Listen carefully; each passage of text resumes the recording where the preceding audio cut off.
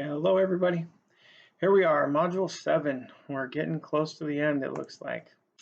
I am looking forward to wrapping this one up, believe me. So let's see, Chapter 11, it shows question number 1 and question number 3. So first of all, discuss how communication technology has evolved, both generally as discussed in the text and in your own experience. So obviously, there's a lot of ways in which communication has changed due to technology. I mean, 100 years ago, you might have rode your horse into the next town and gone to like the local tavern to find out what was going on in the world. We've gone from that through to getting trains and cars and the telegraph and the telephone and now mobile phones. So our ability to transfer information and to travel across the world quickly really affects how we communicate a great deal. The internet and the email, especially nowadays, provide access to information 24/7, as well as instant communication with people. So that really plays a big part in how quickly we can communicate and how much access we have to people to communicate all at once. So technology has helped us solve a lot of problems.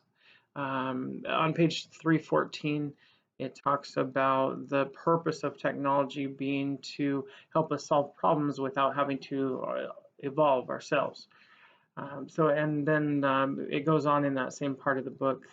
It says on page 315 about how our culture in America tends to be more focused on the future, on progress. We're also very individualistic as a culture. Some of our assumptions as a culture is that we assume that progress is good. The future will be better than now. We believe that technology is like ingrained into our culture and into our psyche that the future is going to be better than it is now, and technology is the biggest part of that. From my own experiences in life, a lot has changed. For work, for example, like looking for work. I was taught by my dad when I was a teenager that it's really important to show up and knock on the door bright and early and be face to face and have look professional and present yourself well and in person meet the hiring manager and introduce yourself and show that you really want the job. These are some tactics that I've used and have been really helpful for me early in my career, but lately, in the last 5 or 8 years, I have found it really hard to have the opportunity to meet anybody. Technology has changed the way that I'm allowed to interface with hiring managers or with companies in general.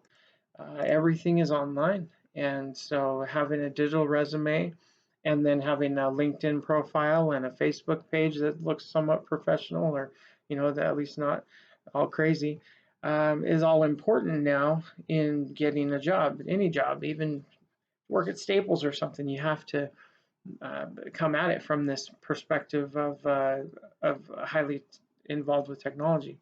You can't just walk in the door and fill out an app and shake a guy's hand and get a job. It just doesn't really work that way anymore. Things have changed because of technology changing. Question number 3, how does what our text presented as the media richness model, social presence theory, and social information processing theory impact communication? So the media richness model is talked about on page 333. It looks at how the medium of communication might be lean or rich in terms of how much it's able to transmit through that particular medium as compared to face-to-face. It asks questions about like, does it have a fast feedback time? Can it convey nonverbal cues? Those types of things. The social presence theory on the next page, page 334, it's called a cues filtered out approach. So it's basically compared to face-to-face, and the idea is that some things are lost with different mediums. Like a cues filtered out approach, if I'm using email, then I don't get to use my tone of voice or my hand gestures to express my meaning. And so those cues have been filtered out of an email as a medium. The social information processing theory on the same page, it's kind of the opposite of the social presence theory. The focus on that one is what's added by the various media. So for example, like in texting, we can use emojis. You don't use emojis when you're talking face to face with somebody. Emails can be written with better wording to emphasize and communicate meaning. You have more time to really think about what you're typing as you write it, an email. So in some ways, emails could be considered a better form of communication, even though it loses some cues, it gains other value as part of that particular medium. In my own experience, I used to work as a land surveyor with engineering companies, and it was really important for me to use email. It was the best method of communication. You might get a lot out of a phone call, but the email provided some documentation and also allowed you a better opportunity to present yourself well, present yourself professionally. I got to think about what I had to say and would be able to write it well. So overall, I really think there's something to the social information processing theory. The even texting coworkers, you might just send off just do this or that, just some basic information about a task to complete. But by sending along, LOLs or smileys or something, it adds you add the ability to convey a little bit of emotion along with the message. So I think these different mediums have different things to offer. And as the book pointed out, like on 334, so the people have been able to create whole relationships over the internet, and not having met face to face, still develop strong relationships. And so while face to face is ideal, there is other value added in other mediums of communication. From chapter 12, I chose question number 1 and question number 3. So number 1, how do you define stress and how does the text define it? So the book talks about stress and stressors starting at page 348. Stress is a mental or physical strain that produces tension. Stressors are those events that stress an individual out.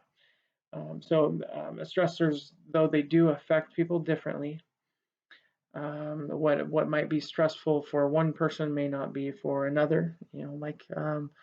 For me, I personally find these videos pretty stressful. Other people have gotten more comfortable with it, and it's not so much of a stressful thing. Stress is usually considered a bad thing. There's a lot of information out there.